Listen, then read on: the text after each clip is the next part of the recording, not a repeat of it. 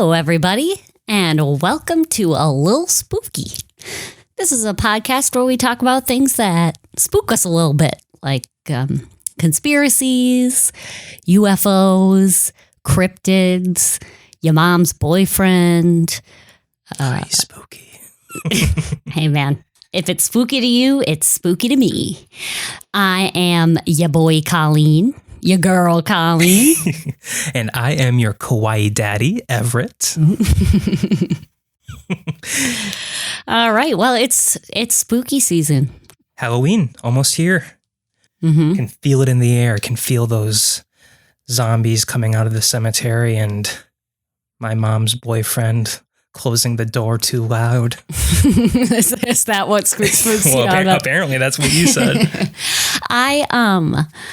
I don't understand when Halloween became a spooky thing, because it's just like traditionally it's Samhain, just the new year, celebrating the harvest before the cold season. Have you seen those pictures of like old school Halloween, like in the 50s and 60s when they made masks, like the parents made masks for their kid to wear, and they were way scarier than they are now, like homemade masks, like bunny costumes and stuff. Yes. I know exactly what you're talking about. And I think that is probably what kicked it off as being creepy as fuck, because those pictures are scary.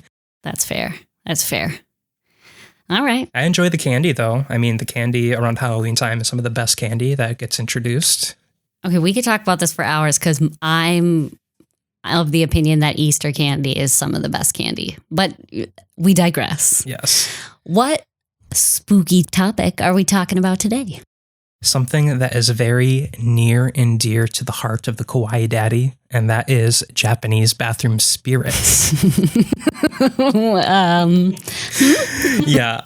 Well, apparently in Japan, that's like one of the most common ways to experience a haunt is in the bathroom. I guess it's because you're feeling very vulnerable or something, in the same way that in America, someone is in your closet at night or under your bed watching you.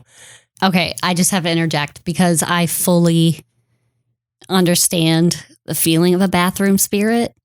I moved into this house 3 years ago, and I'm convinced that at least a couple times a month, there's a poop goblin that comes up through our toilets. And I say this because there have been several instances where, like, I know I've pooped, like an intense, satisfying poop.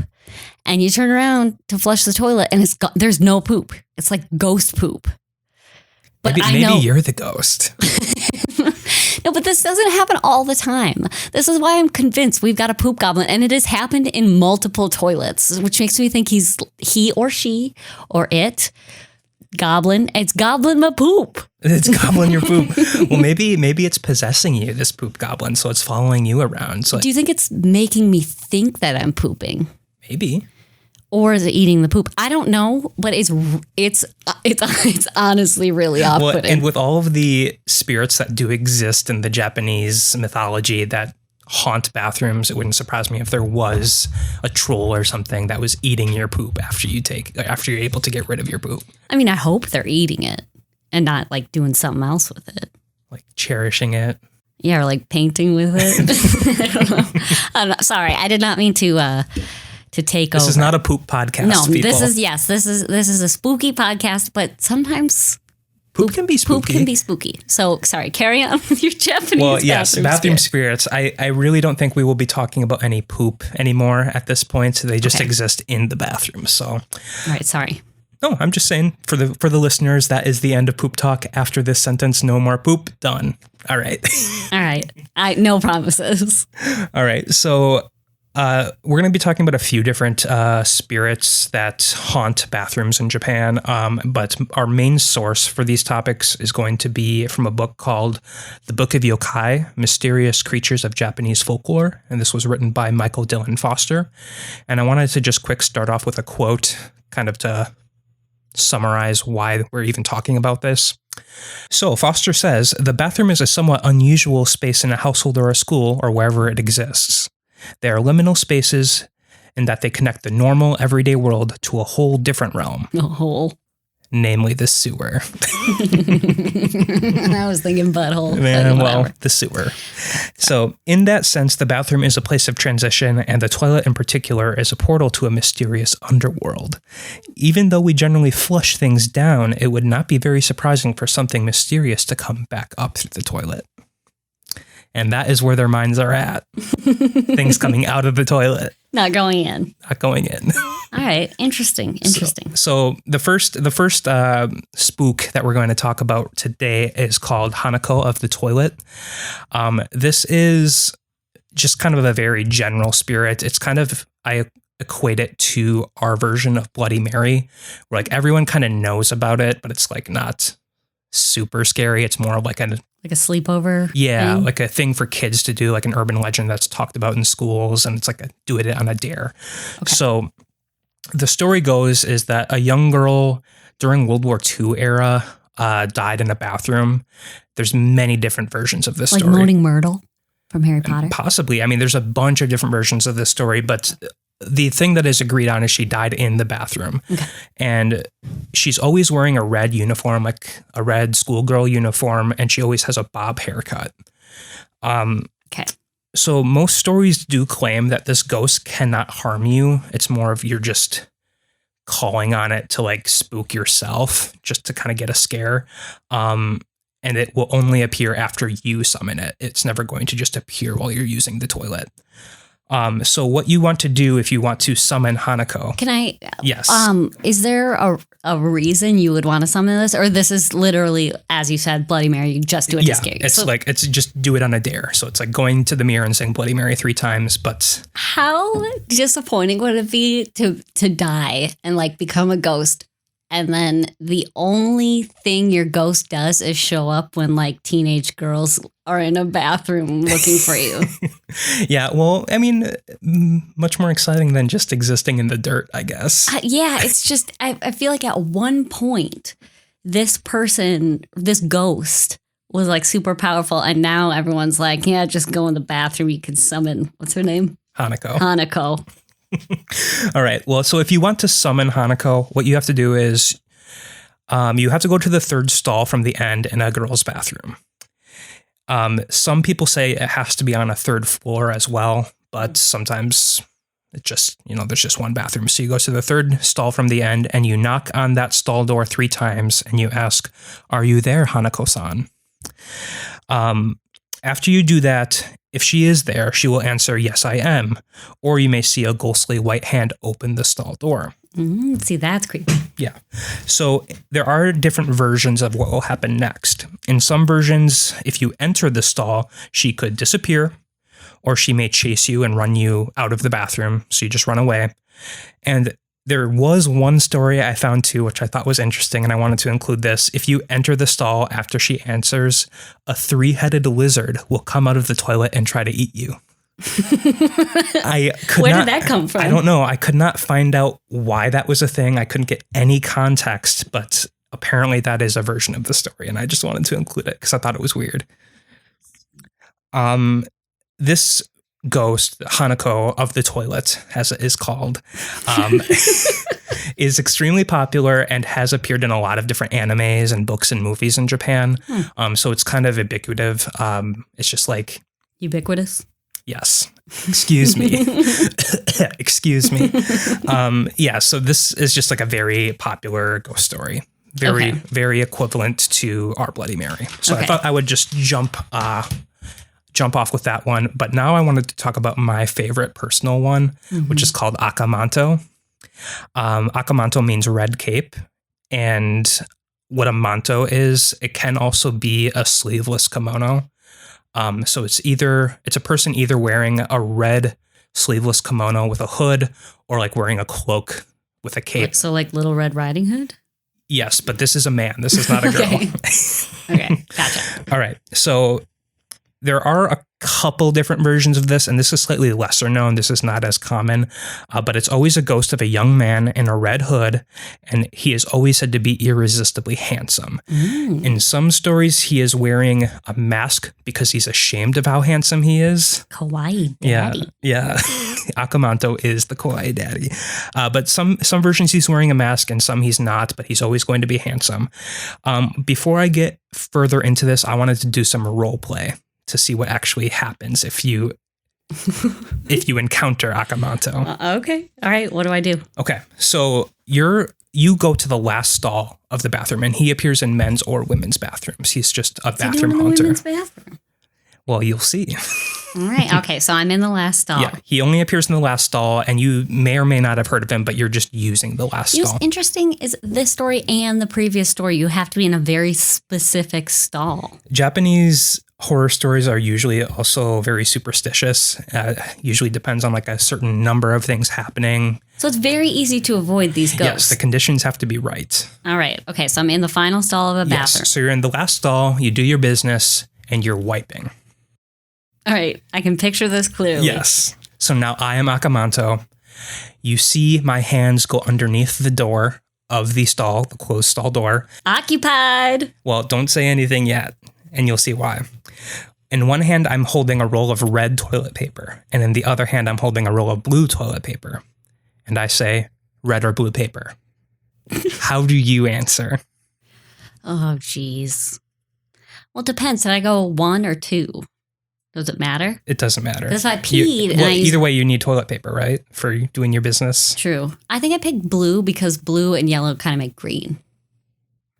Okay. So you clicked... you chose blue. Yeah. So I'm going to choke you to death until you turn blue. Oh. Don't choke me, Daddy. I don't get it. Don't choke me, Daddy. Why? So do we know why he... We'll get to that. We'll get to that. So we're just doing the role play right now. And I die in the stall. Yeah. Okay. So let's start over. Okay. Red or blue paper? Well, I mean, obviously now I want the red paper. I am going to cut you to death now until you bleed all over the place. What if I just picked the paper that was available in the stall? Okay. Let's start over. Red or blue paper? No paper. Hand. That's it. No paper. That's how you get rid of him. You have to say no paper. Oh, so like, is he? Here's my question: Are his options the only options, or is there a third option? I mean, you just got to put yourself in the place, like in that place. So if someone does that, I would assume there's some like prison grade, super thin public bathroom third option toilet paper. Why would I want the toilet paper that some man has been handling? Well, there are some versions where he only comes as well when there is no toilet paper. Okay, but that's like not really. That there is scary. That's not really an important point though, because that's not always the case. Well, you're already entering a scary situation, taking a dump with no TP, and then like, what do you do? What's worse, not having any toilet paper or selecting toilet paper from a stranger? So that was the role play, but there were a couple other outcomes that could have happened. So I just want to go over those. Okay. So you did red at one point. So that's when he uses a knife to either flay your back, cut your throat, or try to cut your head off. Okay, so blood related. Yes, blood related. Blue, he chokes you to death until you turn blue. Okay. If you choose to ignore him, or if you choose any other color other than red or blue, then he will make his hand come out of the toilet, pull you into the toilet, and drag you to hell. Okay, so there's the question: what, what's he grabbing? Probably your butthole. Oh God, like fish hooked by a phantom. I hate it. And there is one other thing that could happen. And as we had said, you have to say no paper to get him to leave. Mm-hmm. But if for whatever reason, even though he asks for red or blue, if you for whatever reason say yellow as your color of choice, then he will give you a swirly. See, that's kind of fun.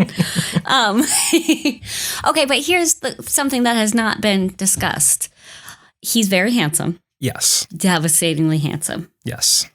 Why does he want to kill everyone? Is he just a psycho? Yeah, I mean, no one really knows the origins of this, except there is an idea of what it could loosely be based on. And I'll get to that in a second. But I guess the idea is this is the spirit of a really handsome school-age boy, like teenager age. Okay, so that's obsessed died in with a the bathroom anyway. Yeah, that died in the bathroom, and now he's here for toilet paper or whatever.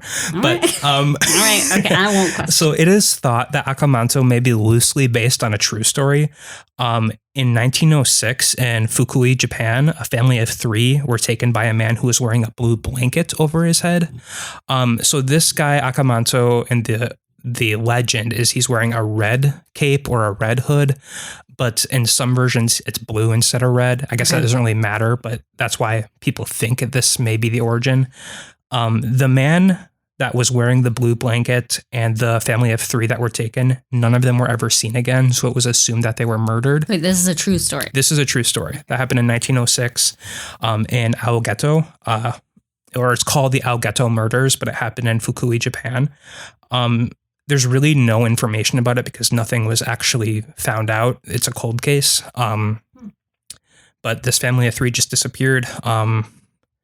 And apparently there must have been some kind of eyewitness because apparently we know that he was wearing a blue blanket. Yeah, that is a good point. Where'd they get that information from? Yeah, I don't know. But it was really hard to find sources about that. The book that that I was using for my main source didn't even talk about this. I had to find this information elsewhere because I was like, where did this Akamanto character come from? So I wanted to look into it. But there's really not much more information. I just thought it was hilarious that there's a ghost that can give you a swirly. So I wanted to talk about it. That's like a very like juxtaposition between like murder and then just like, hey. Well, I mean, I think he's probably trying to drown you, but like he's just shoving your head into the toilet if you choose yellow. So I just said it's a swirly. It's still death related. Oh, okay. So this is a swirly to death. Yes. He wants to kill no matter what. Okay. See, I was just thinking like an innocent like camaraderie. He comes in, he goes, hey man, you picked yellow. Swirly and leaves. I mean, I would die of embarrassment depending on where I was. Yeah. Maybe I was at a wedding. Maybe I was at my wedding. So unlike that first ghost story, this one is one that is generally avoided. Like I said, people in Japan are very superstitious if they're believing this kind of stuff. So generally the last stall is always avoided because of this story, if they've heard of it. So don't use the last stall. Or you should because it's always available. Maybe there's a reason why it's always available. Well, right. But you got to believe in that stuff. Yeah. Well, I have one last story, and this one is definitely the most famous, and we'll talk about why in a little bit, but it's called Kashima Reiko.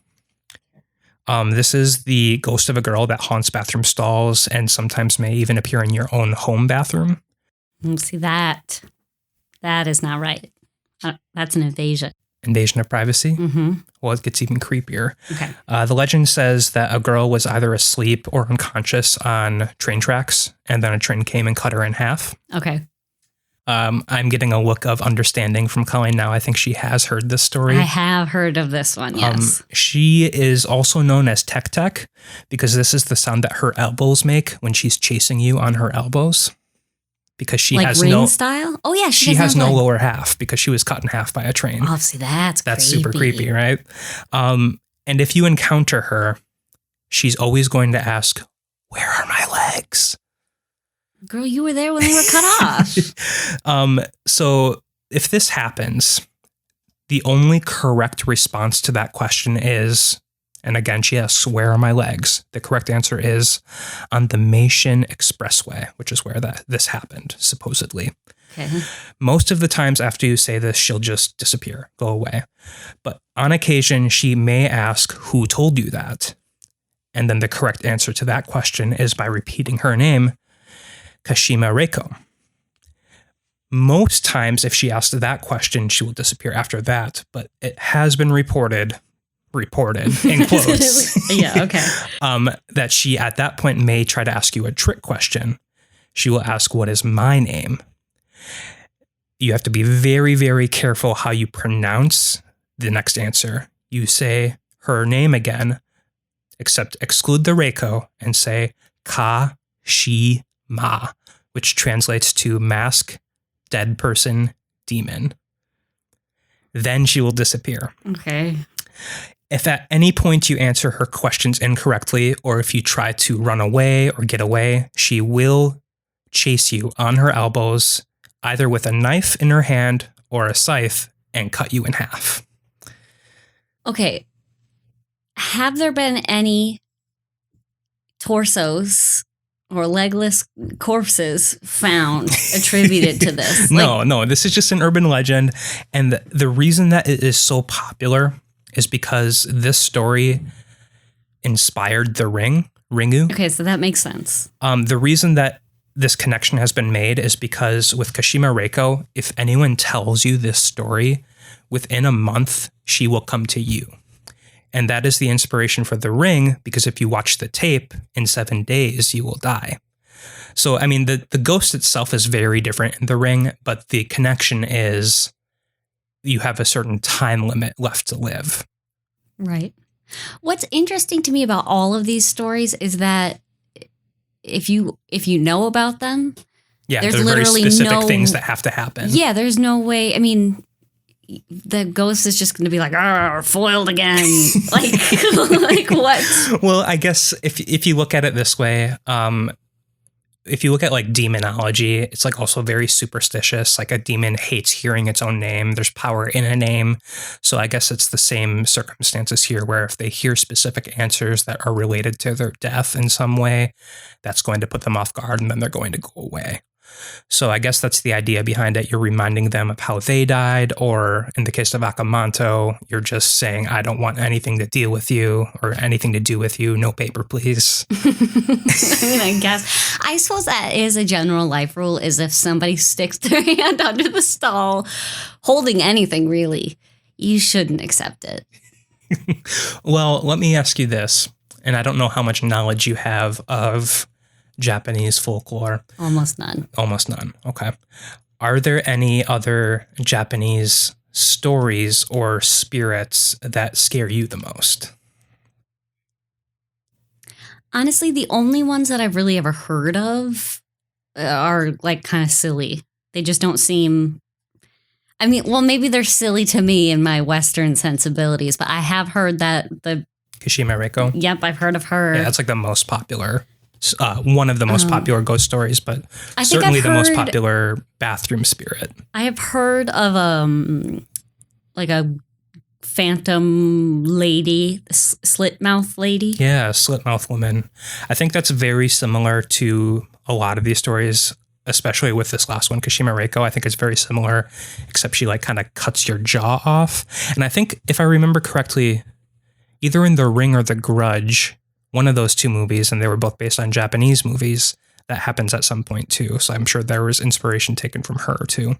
It's interesting because all of these stories seem like tangentially related. Like you lose it's associated with a body part. It's a single person. It's a ghost. You're by yourself. You know the rules, that you get away with it. I wonder like what that means in the zeitgeist of the time. Well, I don't know. It's interesting because it's not much of a variation in theme. No, I mean they're all bathroom ghosts. That is also like what I could not name other than Bloody Mary. You would go into a bathroom. Like when we were at sleepovers, you'd shut yourself into the bathroom and turn all the lights off. But I think it works with any mirror. Yeah, I was going to say, I think it's only because there's almost always a mirror in the bathroom. So that's why a bathroom is used, but it doesn't have to be a bathroom. Right. It has to be dark and an enclosed space with a mirror. So I suppose you could do a bedroom or something too.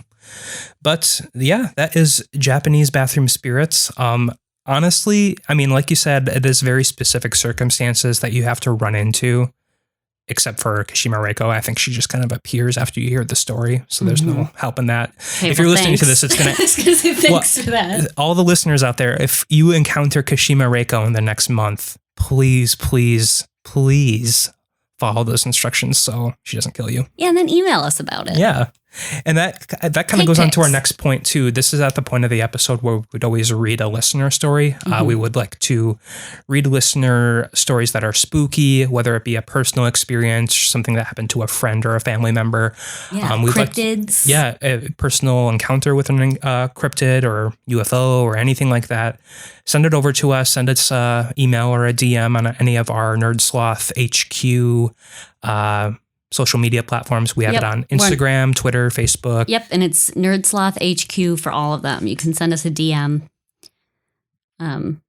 We would love to hear anything, really. We're into everything spooky. Yeah, and I guess since we're not having one right now, since this is one of our first episodes that will be released, Colleen, do you have anything spooky to share?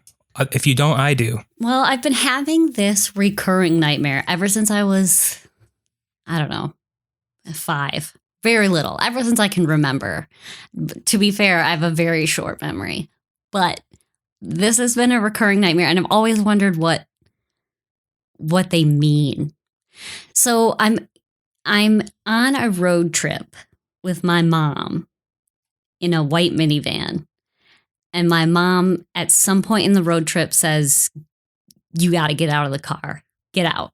For no reason. Just like, no reason at all. Kicks you to the curb. Yep. And generally, we're going from Green Bay, Wisconsin to Eau Claire, Wisconsin. So it's whatever that highway is. Okay. And she says that I have to walk home the rest of the way. And usually we're in like Wausau, which is a good halfway between Green Bay and Eau Claire. So I have to walk alone down the side of the highway in the dark at night. And there's always somebody following me.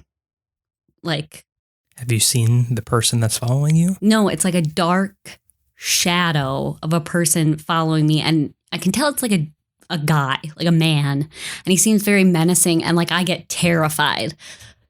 I would say for no reason, but I'm walking alone down a highway at night. There is definitely a reason to be terrified. The thing is, this concept of walking down a highway with somebody following me and like stopping when I stop and going when I go, it occurs in a bunch of different dreams. Like, not necessarily my mom kicking me out from, Green Bay to Eau Claire, but sometimes it always involves my mom kicking me out of some sort of transportation device. Or like, we'll be at the bank and I'm always a little kid. And she says, "You have to go by yourself, go." And I have to walk by myself. And like, over time, the dream has escalated. Like a couple weeks ago, I had that same nightmare, but the guy caught up to me and mugged me. Still didn't see who he was. I always wonder, if it's a recurring nightmare, am I just dreaming of a previous dream? Or like, is there a specific fear that I have? Do I hate men? I don't know.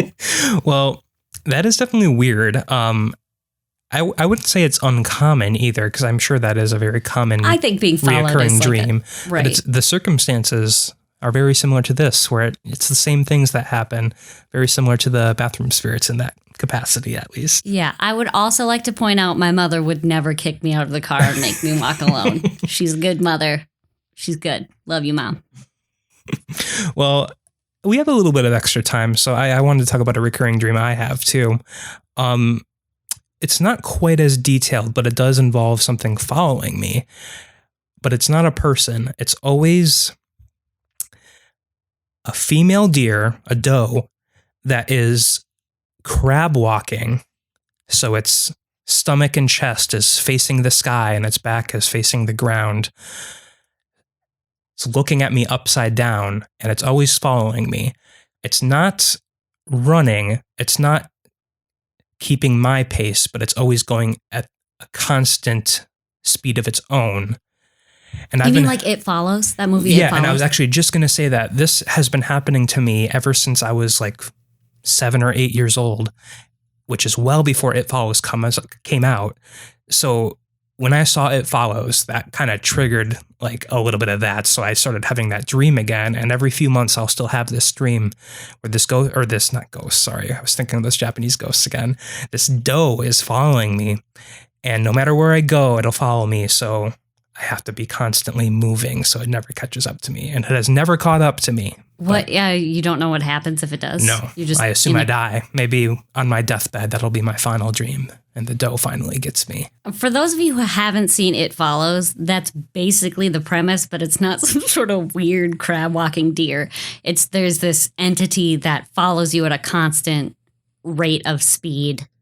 And it can change form, though. Yep, It disguises itself as other people, and you have to transmit the haunting to another person by having sex with them. Yeah. So it's like an STD allegory, I guess. Right. Well,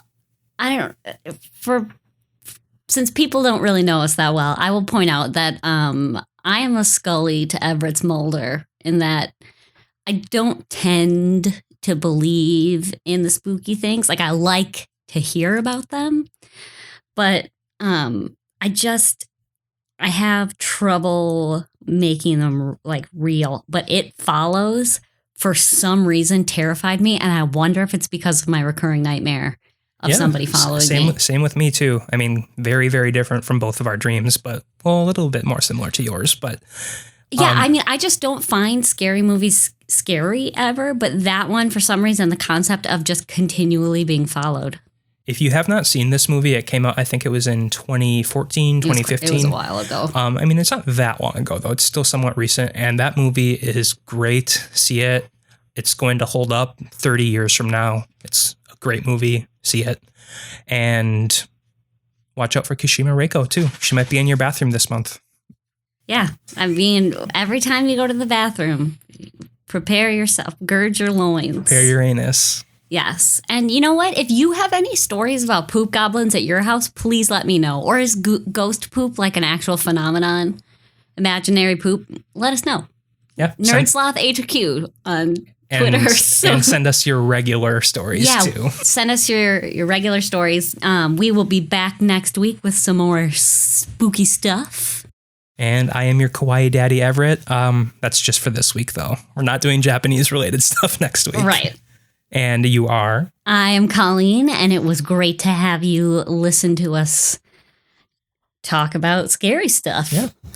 See you later. I love you. Bye. Bye.